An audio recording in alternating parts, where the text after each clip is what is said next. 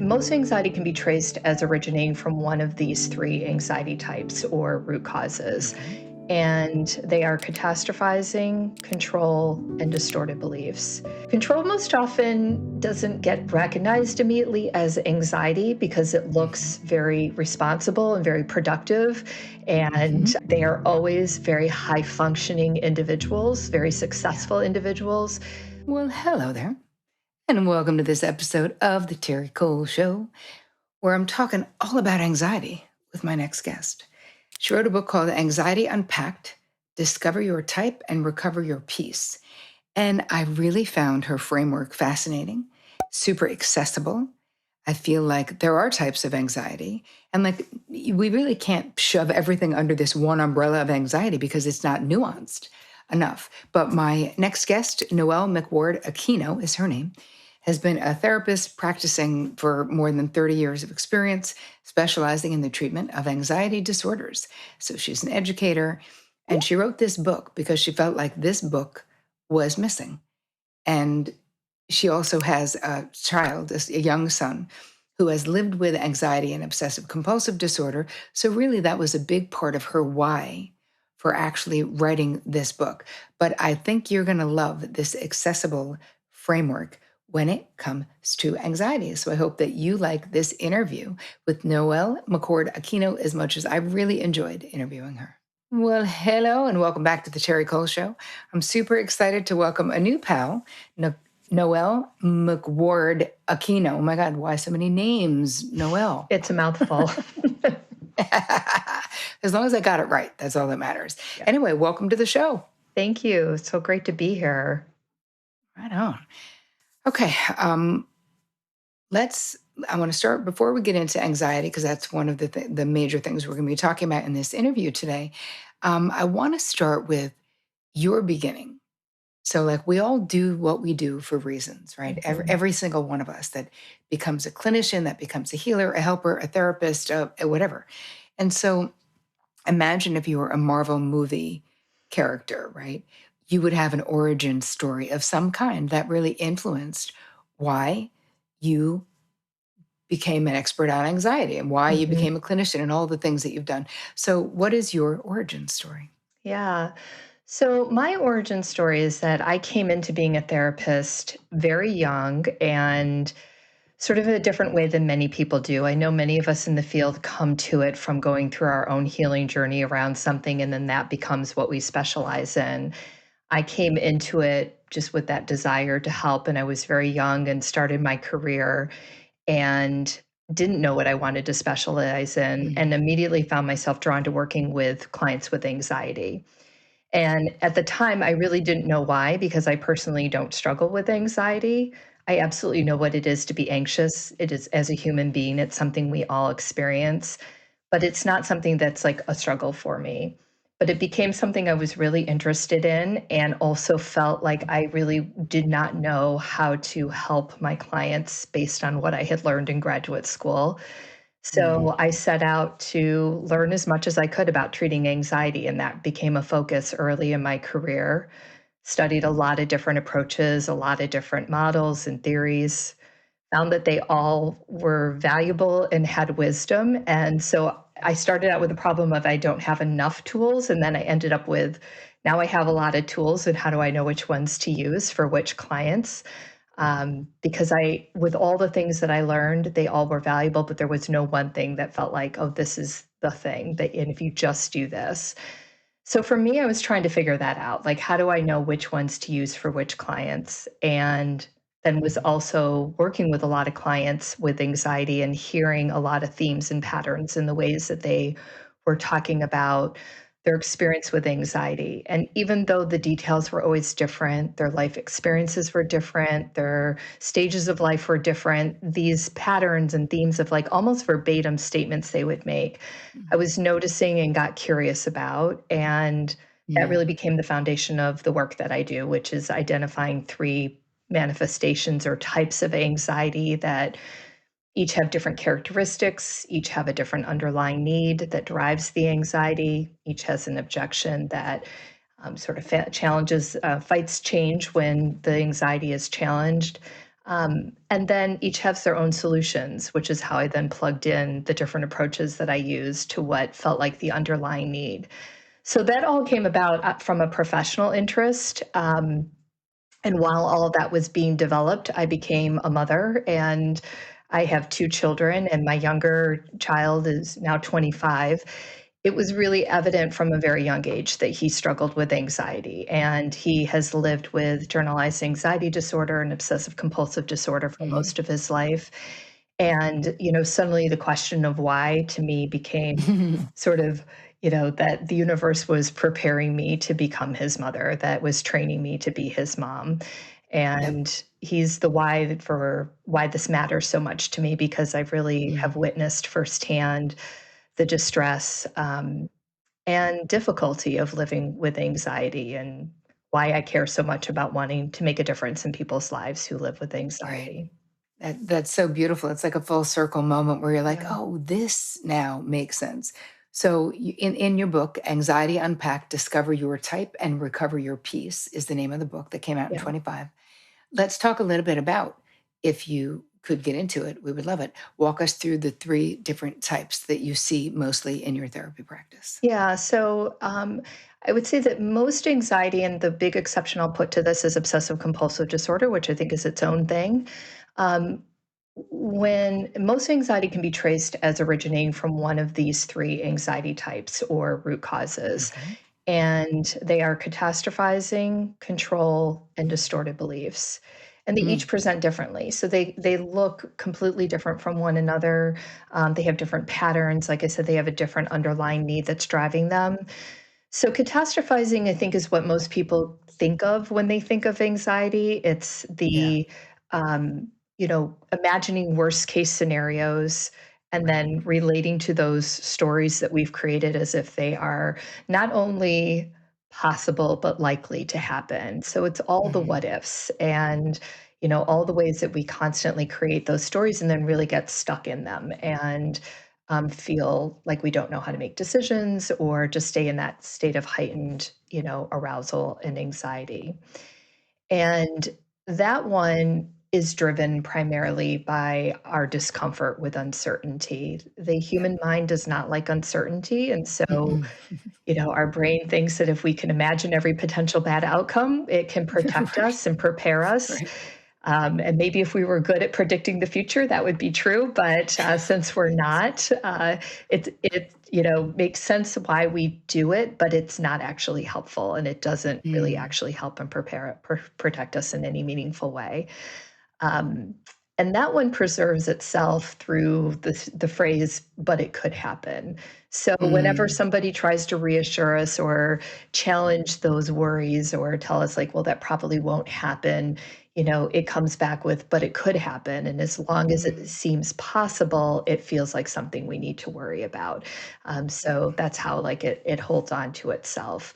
Um, So with that one, there's a lot of ruminating, yes, right? very much. Ruminating and basically plotting and planning of like, so if that terrible thing happens, I'll do this, and if this awful thing happens, we can do that, or just ruminating that it's going to happen. Yeah, I think a lot of it actually is just the rumination of what if this happens and what if this Yep. happens, and Yep.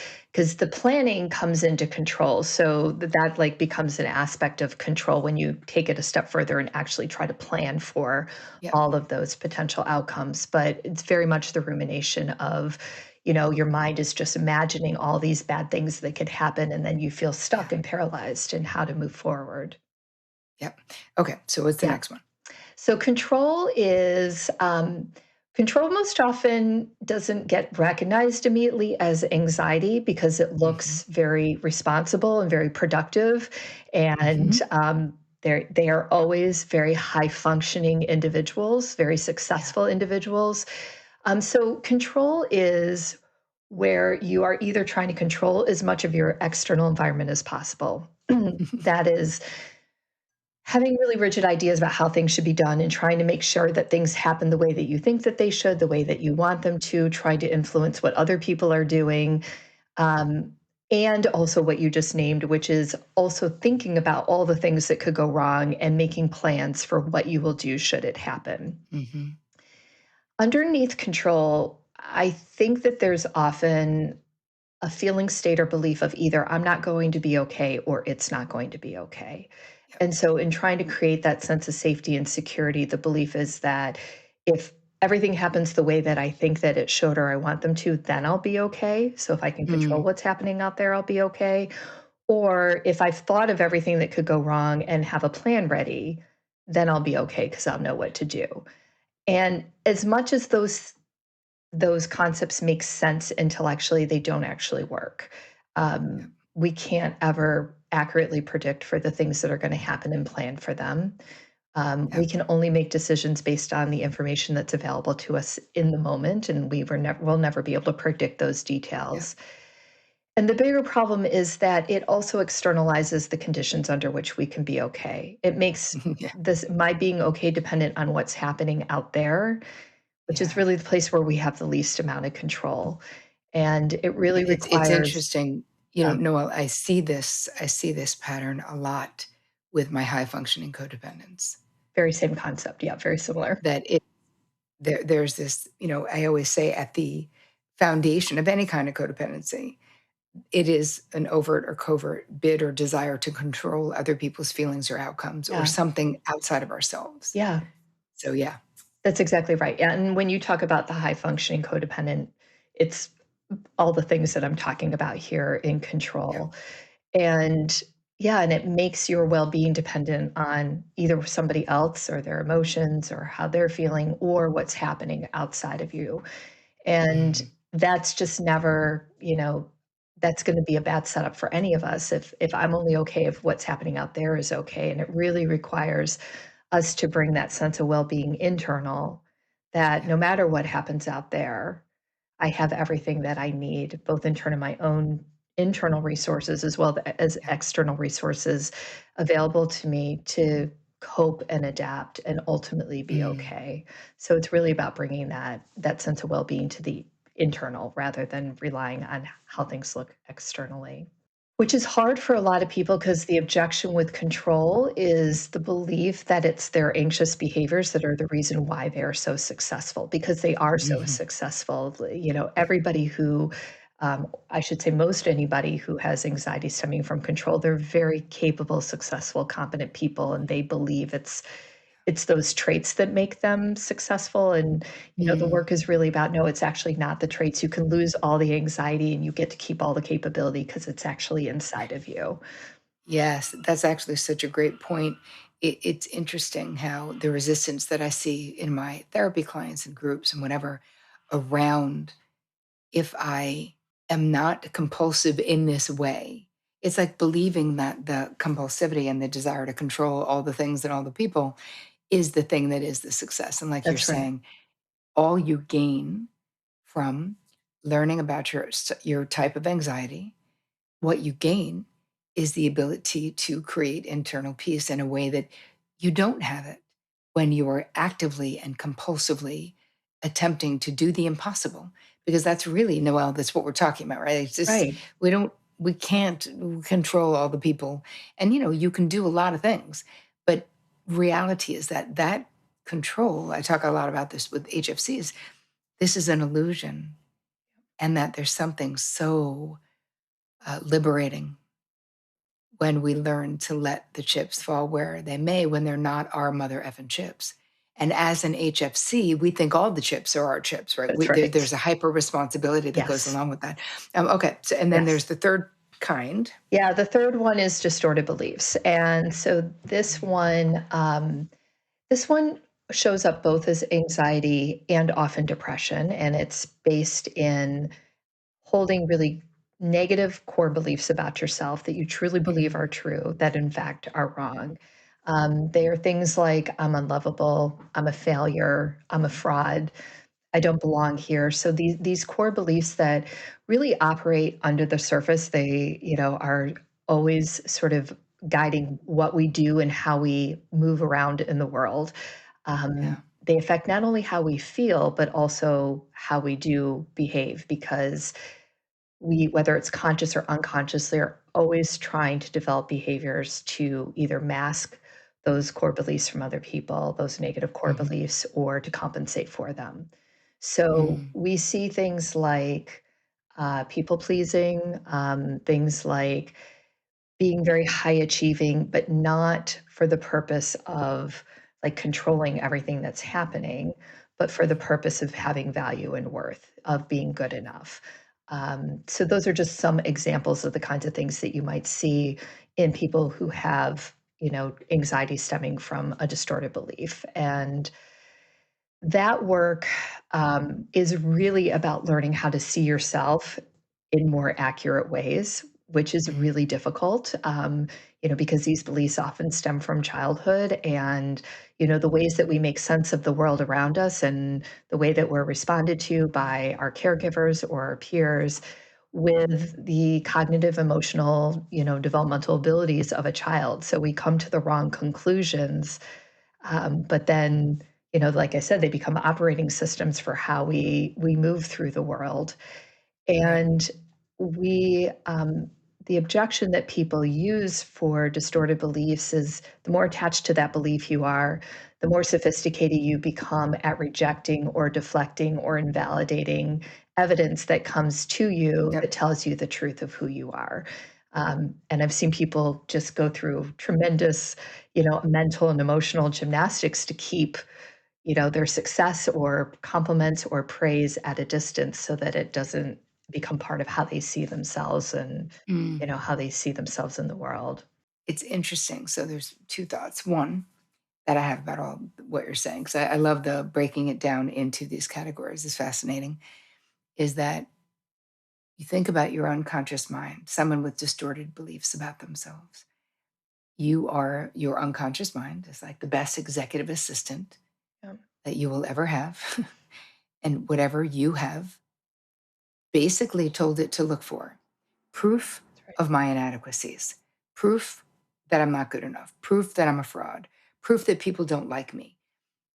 You will find things and you will think that they are proving that, right? Like what you look for is what you're going to find, That's right. even if it's not there.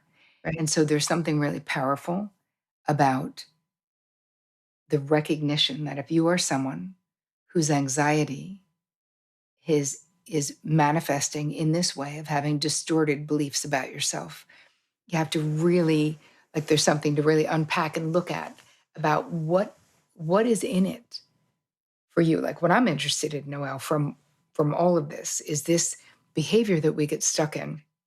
The distorted belief one really, all of them resonate. Um, I feel like people understanding that our brains make sense. Like what we do as human beings, Right. it's doing something for us, That's right. right? And figuring out what is the secondary gain of believing that you're less than. What is it? And I had a client like this, and I remember talking to him about this. He was just so into putting himself down, even though he was very successful Mm. at what he did. But he liked to describe himself as like a working hack. Like his narrative about himself was so distorted because it didn't align with his real world success. Right. And when we finally got into it, and I was giving him the secondary gain questions to answer, like, so what do you get to not face, not feel, or not experience by staying stuck in this story? And it really came down to not threatening his mother, who was very narcissistic and who took all the credit for his talent. Mhm. Um, like there was really something there because we don't do those things for no reason, That's right. you know? Right. They're always adaptive and they're always protective in some way. They're always trying to Yep. do something good for us, even if Yep. they are hurting us. That the intent is always good. So why is it important for anybody listening who's like, wow, this is kind of blowing their mind because they just thought anxiety was like one big fat generalized Right. blob of scary behaviors or of unrest inside? Why is it important to identify which type you're dealing with? I think it's really helpful for a number of reasons. And you just named one of them, which is when we think that it's the same for everybody. Um, we're going to apply generic solutions that are not really going to address the root and the core of the anxiety. So we might be Mm, successful at addressing some of the symptoms of it, but we're not actually addressing that underlying need that's driving it. And so when you know what your type is and know what that need is and what's fueling it, then you can really work with it in a way that will mm, get to it at its core, which is what will give you real, freedom from it. And when I say freedom, I'm not suggesting you're never going to be anxious. Like that's not the idea here, that you'll never experience anxiety. But it means that when it's there, you'll understand why it's there. You'll understand what it's trying to do for you. mm, You'll understand how it's going to try to stay in control. And so you can really you know, be on the lookout for that and not get caught in that trap. mhm, And then you can apply the solutions. And within the book, there's sections for each of the three types that go into specific strategies you can implement to really work with how the anxiety is presenting for you, to really kind of get at that root and core and really transform your relationship with it. mm. So, can you give us a quick way to recognize the difference between the 3 types? Maybe someone's listening right now or watching this on YouTube and being like, "I don't know, how can I tell?" Yeah. So the catastrophizing is probably the easiest one to spot. And, that one involves a lot of what if stories. So if you just Mhm, notice and catch that your anxiety is attached to, but what if this happens, or mhm. imagining these worst case scenario stories, then that's a giveaway that you're dealing with catastrophizing. And the Yep. work of catastrophizing is, it really comes down to two main things. One is learning how to bring yourself back to the present moment and what is Mm, true right now, because that's the only thing that we know for certain. And again, mhm. catastrophizing is about our discomfort with uncertainty. So instead of living in the uncertainty, we can bring ourselves back to the certainty, which is right now and what you know to be Yep. true right now. And it's also building your capacity to tolerate uncertainty, Mm, to, you know, you don't necessarily have to like it, but being able to sit in the discomfort of that. mm. A lot of different practices you can do to help with both of those things, but that's like essentially the work for catastrophizing. It's funny, my Control. my Yeah, mother go had ahead. wait, hold one sec. My mother had told me many, many years ago when I was a little kid, she taught me this thing, and it was called going down the what if highway. And it was this way of I would come to her about a boy that I liked. I was in 4th grade, I think. And I was like, I'm afraid to, I don't want anyone to know. I don't want him to know." And she said, "Well, what would happen if he knows?" And then I would say, "Well, what if he doesn't like me?" And she said, "Okay, what if he doesn't like me?" "Well, then I'll be sad." "You okay? So then what happens if you're sad?" "Maybe I'm gonna cry." "Okay. So what happens if you cry?" So anyway, obviously you get the point, is that Yeah, even at a young age, she was basically saying her point to me was, whatever happens, you're solid enough to withstand. It won't feel good, but it right, won't kill you either. right. And it really helped me, I think, be a little bit more brave in life because she really was a mother who taught, like, what's the worst that can happen? Which is so great. Can you handle that? Like, will you be okay if this boy doesn't like you? And she's like, "Tara, there's going to be a lot of boys. You're going to be fine."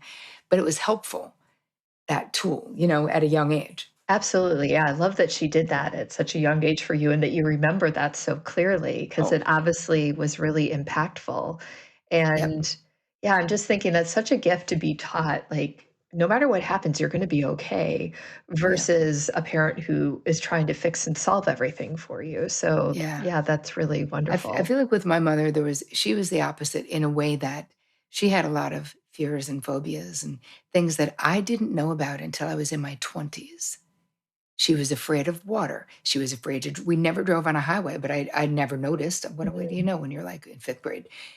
All of those things, and once I got grown up and became an adult and realized how instead of passing those things to us, all of that anxiety, all of that fear-driven shit, she really kept it to herself, made sure that we learned to swim young. Was like, that's amazing. I was on swim teams. Like, she was like, listen, all the limitations I've had, I want you to have none of those limitations, which is super helpful, you know? Absolutely. Pretty remarkable too. Yeah, Because it's really hard, when you're sitting in all that fear to not pass mhm, that down to your kids. So that's amazing. indeed. Yeah. Okay, number 2.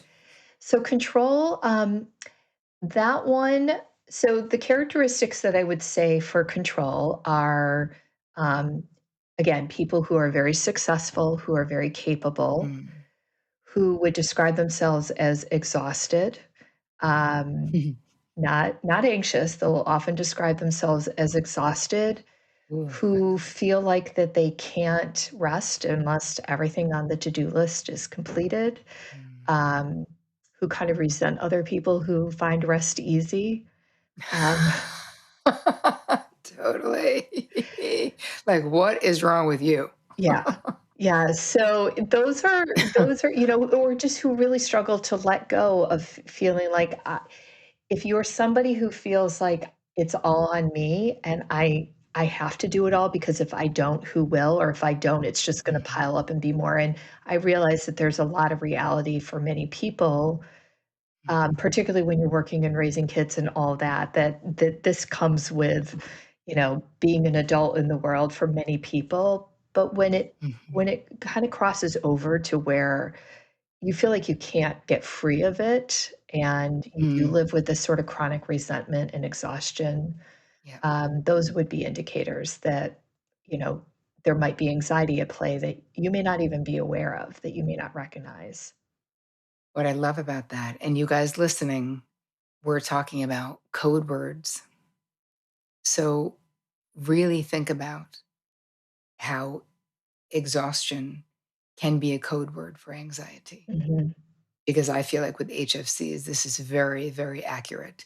And there is also truly exhaustion because of the amount of overfunctioning, overgiving, Yes, overworking, and overdoing that we're doing. absolutely. But this is a moment that Noelle is sort of inviting us to self-reflect in this moment. Like when I'm saying exhausted, is it exhausted or is it anxiety that I can't control something that's happening? Right. Or that because of anxiety, I can't give myself permission to let go Yeah. or do less. Those are the buzzwords that I use for like the work of control is learning how to let go, how to do less, how to find the line of good enough instead of perfect. Yes. And, these are all practices that they sound simple. They're very hard to do when you are Mm, somebody who lives with anxiety that shows up around control. You have to practice all of that and notice that the world does not come crashing down and mm, fall apart because you're not holding it up single-handedly. mhm. Fact. Okay, so Yeah. what's the 3rd one? The distortion. Distorted beliefs, that one also a little tricky for some people to recognize, Mhm. particularly if they're really attached to the belief, because to them, there are some people who will say, I know that this isn't true, but I feel like it is. I mean, so there are some people who Yeah. do recognize, I know this isn't true. And the operative Mhm. word, it doesn't matter if you know it or not, if you feel like it is, like that's going to be Mhm. more powerful. Yeah. But there's a lot of people who will fight and argue for the truth of how they see themselves. And so it's really hard for them to consider that, I sort of describe it as like that you're looking at yourself through a funhouse mirror and the image that you're Yeah. seeing back is not an accurate one. And so people will really fight that for a long time. So Mhm. I would say that if if the behaviors that accompany that, things Mhm. like, um, we talk about perfectionism can come from control or from distorted beliefs, and it looks different depending on which one. If it's coming from control, you're trying to do things perfect in order to secure an outcome so that like you'll get a particular outcome. When it's coming from distorted belief, you're trying to be perfect so that you're worthy of love and care. And Mm. so understanding that difference. So if you are somebody who has behaviors that are really all driven around trying to feel good enough, trying to feel valuable, worthy, that would be an indicator that there might be some anxiety underneath those behaviors. And again, that's like the Mhm. people pleasing, the being high achieving. Like if I can just be perfect and good enough, then I'll be deserving of the love that I never felt like I got from mom Yep. or, whatever that may be. And so it would be, um, and there's a depressed quality that comes with it. So it Mhm. doesn't look like activated anxiety. It feels like heaviness Mm. and depression. Yeah. That actually makes so much sense. When you think about, I remember, deciding if I was going to do this intervention with a client um, who was so self-loathing, right? Like there was so much negative self-talk and so much, and but they were pretty solid. Like I felt like they were not fragile, Mhm. And my thought was this, that the same it's the same thing. Somebody being self-obsessed in a positive way and thinking how great they are and bragging about their accomplishments and blah, blah, blah. Yes. It's really the same exact thing as somebody who sucks up all the air in a room talking about how much they suck. Yeah.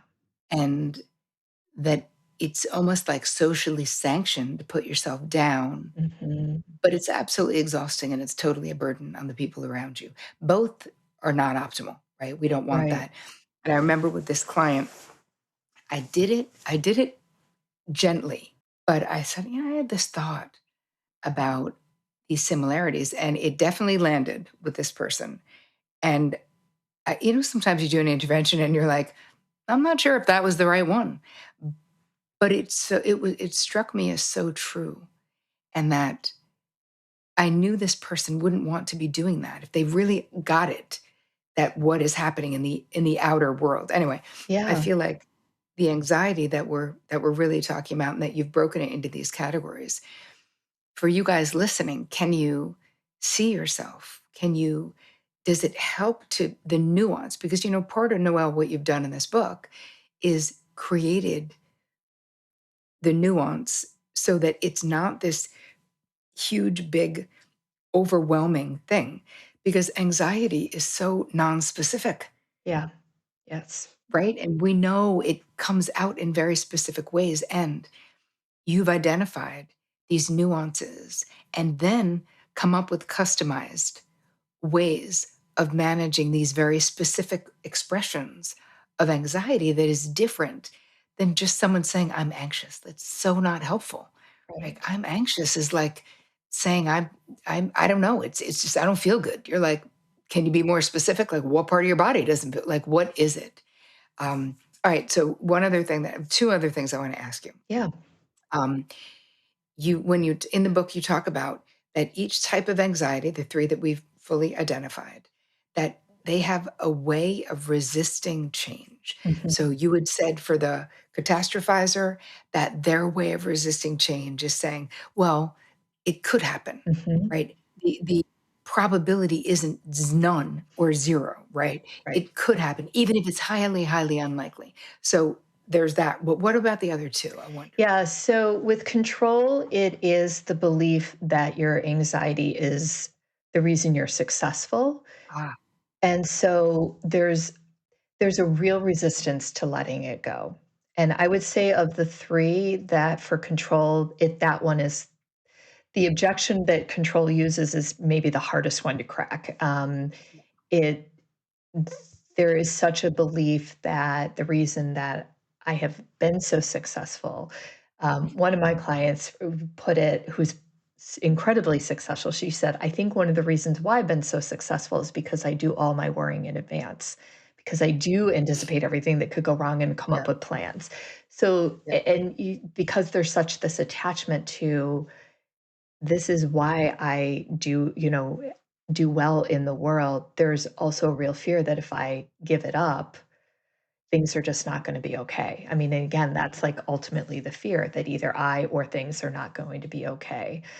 right. So it requires, I call it creating experiments and picking really low stakes things to start with Mm, Yeah. things that, okay, if it all falls apart, so what? Like it's, nothing is Right. going to happen. And let's just see what happens if you, sometimes it could be as simple as like, let's see what happens if you leave dirty dishes in the sink and go read a book or, Right.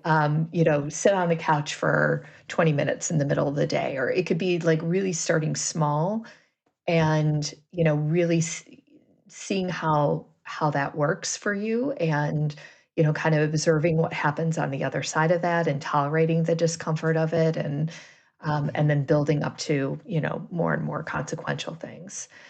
Yep. Um, and then the objection for distorted beliefs, also a tricky one, is, the way that we deflect or invalidate, any evidence that comes to us that tells us the truth of who we are. So we'll say things like, oh, they're just saying that to be nice, or, this is easy, anybody could do it, or I got lucky. I mean, so it's all those ways that you keep everything at a distance. So it's actually never about you and, your own capabilities. The And lucky thing really, really hits a nerve of I'm disassociating myself from my success.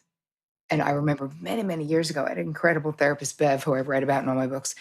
And I remember talking about I was in my career as a talent agent then, and we were talking about success, and I was saying, I'm just lucky. I've been lucky. And she was like, Terry, you often say this, and I want to ask you a question. And I said, yeah. And she said, did you work hard to get where you are running a talent agency at this age, blah, blah, blah. And I was like, immediately, I was like, yeah, like Mhm. 100%. And she's like, so why are you attributing it to luck? And of course, we did a whole bunch of therapeutic work around it. We're able to identify that I didn't want to threaten my three older sisters because I was the first one to go to college and the only one with an advanced degree. And I didn't want to get kicked out of my family, although this was all me. None of Yeah. them felt that way. But how astute she was to be like, why you keep using the word lucky? Like, Yeah. is it luck? And the answer was, hell no, it was not luck. But I can see if I'm wanting to not own my accomplishments because there's something about that is so threatening to others or whatever it is. Because I imagine that every person who has anxiety that stems from these distorted self beliefs, obviously everyone has their own story as to why. Exactly. Exactly. And really coming to understand the why is an important part of the work. That's like an important part of, what we do in therapy with clients and in the book we'll give reflection questions to, Right. try to identify that. But there's always a why, how we came to that. And again, it's always serving some sort of protective or adaptive purpose. It just, it develops in a specific situation, and then we carry it forward, to Right. situations where it doesn't belong anymore. Indeed. Okay, I have one last question for you. Personally, what has been your most challenging boundary struggle, and how did you overcome it if you have? Oof, that's a great question. Mhm. Um, I am a bit of a people pleaser, so yeah, learning how to set boundaries is definitely something that has been a challenge for me. And what really came to mind is um, this is like a bit broad, but I am divorced and remarried. And honestly, like going through that experience and finding a relationship that feels truly like safe all the time. Mhm. Um, there were a lot of great things about my first marriage, and there were a lot of hard things about my first marriage. And I Mhm. convinced myself that those hard things were either my fault or all my fault Mhm. or not that bad. And so, like, Mm. that really is like the boundary with myself that I really abandoned Yep. myself around that, and I see that now being in a relationship that is so safe and easy, even though we do have to deal with challenging things. It's just the way we deal Sure. with those challenging things is not part of what makes them hard. So Mhm. really honoring, that boundary for myself of not like taking on more that's than is mine, and really like doing that work to make sure that I was in a relationship that did feel safe and easy would be, I would say, is the biggest challenge and success. I love it. Well, thank you so much for spending a bunch of time on this today. Tell everyone where they can find you. So it's a mouthful. So definitely check the show notes on Instagram at Noelle McWard Aquino. I also can be emailed at Noelle at Noelle McWard Aquino. Perfect. Well, this was super fun. And the book is called Anxiety Unpacked: Discovered Your Type and Recover Your Peace. And you can get that book everywhere that fine books are sold. Thank you so much.